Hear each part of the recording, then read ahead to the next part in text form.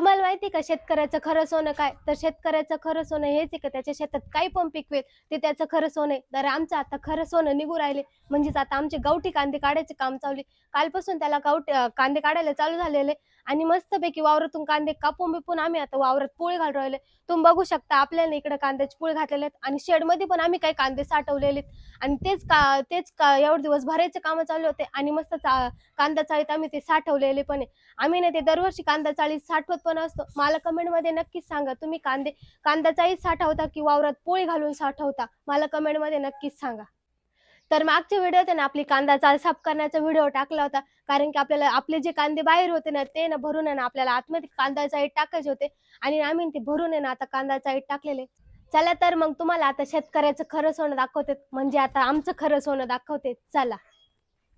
तर तुम्ही बघू शकता आपली कांदा आता भरायचं कामं चालू आहे. काही कांदे टाकलेले आहेत आणि शेतकऱ्याचं खरं हेच लाल चंदन असतं आणि हेच सोनं असते हो. कोणाकोणाला आमची लाल चंदन बघायला आवडेल कमेंटमध्ये नक्की सांगा. व्हिडिओ आवडल्यास लाईक करा, फॉलो तेवढं नक्की करा. धन्यवाद.